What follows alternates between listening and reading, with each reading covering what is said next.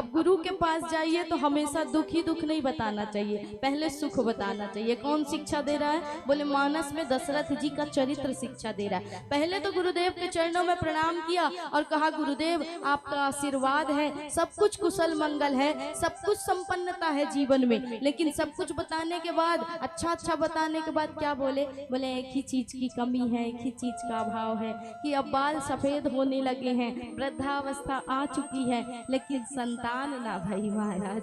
कहते हैं वशिष्ठ जी कि धीरज धरो महाराज, धरहु धीर होई सूत चारी, त्रिभुवन विदित भगत भयहारी,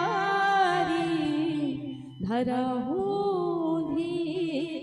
हे धीर धुरंधर राजा दशरथ, धैर्य रखिए।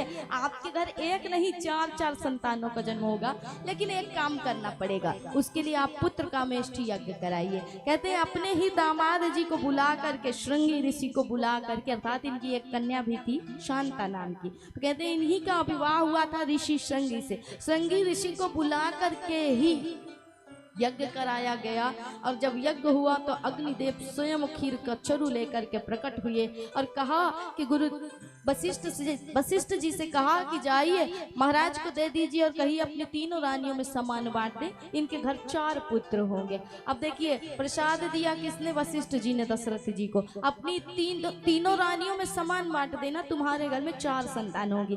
अब 3 रानियां हैं, प्रसाद भी महाराज एक है, तो उसके 3 भाग किए जाएंगे तो 3 संतान ही होनी चाहिए ना, फिर 4 कैसे होंगे? बड़ा रहस्यमयी है राम कथा। कहते हैं कि दशरथ महाराज को गुरुदेव वशिष्ठ ने, ध्यान से सुनिएगा, प्रसाद दिया। प्रसाद था पूरा का पूरा, उसका आधा भाग किया, आधा किसे दिया?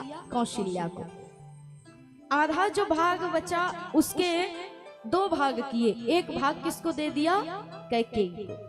अब एक भाग जो बचा चौथाई, उसके 2 भाग किए और दोनों भाग किसको दिए? बोले एक कौशल्या को, एक कैकेयी को, और कहा तुम दोनों जाकर के दे दो सुमित्रा को। क्यों? क्योंकि यहाँ पर बात ऐसी है, कैकेयी और सुमित्रा को समान पद मिला हुआ है महाराज।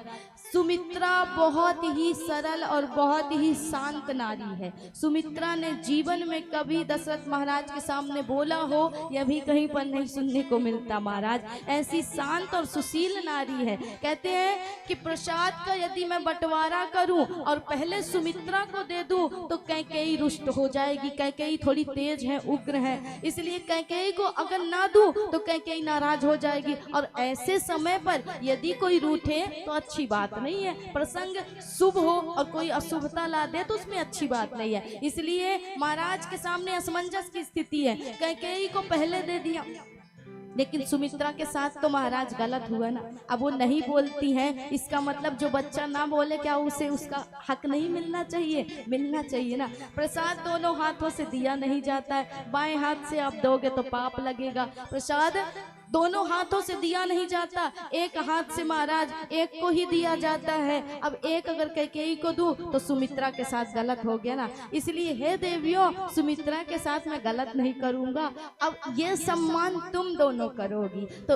एक भाग कैकेयी को, एक भाग कौशल्या के हाथ में दिया और जाकर के तुम देकर के आओ, सुमित्रा का सम्मान करो। इसीलिए कहते ना कि सुमित्रा मैया ने कहा कि अगर मेरे घर 2 पुत्र हुए ना माँ, तो एक को सुमित्रा, एक को कौशल्या माँ की सेवा में और एक को कैकेयी माँ की सेवा में मैं जीवन पर्यंत समर्पित कर दूंगी, अपने लिए कुछ नहीं रखूंगी। तो कहते हैं इसीलिए भरतलाल की सेवा में किसे दे दिया? बोले शत्रुघ्न जी को। और राम जी की सेवा में किसे दे दिया? बोले लखन लाल को महाराज। सुमित्रा माँ ने अपने लिए कुछ भी नहीं रखा, ऐसी स्वभाव की है सुमित्रा मैया। इसलिए कहा जाता है कि इनके यहाँ 2 संतानों ने जन्म लिया था, क्योंकि प्रसाद के इन्हें 2 हिस्से मिले थे महाराज। और इसी प्रसाद के वितरण से ही भगवान ने 4 रूपों में अवतार लिया था।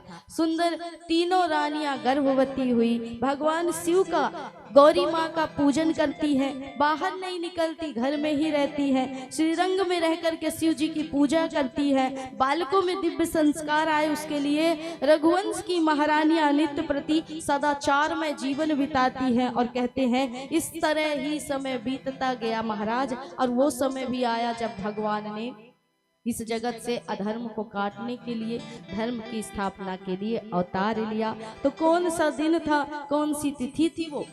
गोस्वामी जी कहते हैं कि नवमी तिथि मधुमास पुनीता, नवमी तिथि मधुमास पुनीता, सुकाल पक्ष अभिजित हरि प्रीता, सुकल पक्ष अभिजित हरि प्रीता, माघ दिवस अति शीत न घामा, मध्य दिवस अति शीत न घामा, पावन काल लोकदायक विश्रामा, पावन काल लोक विश्रामा, श्री राम जय राम जय जय रामा, श्री राम जय राम जय जय राम, श्री राम जय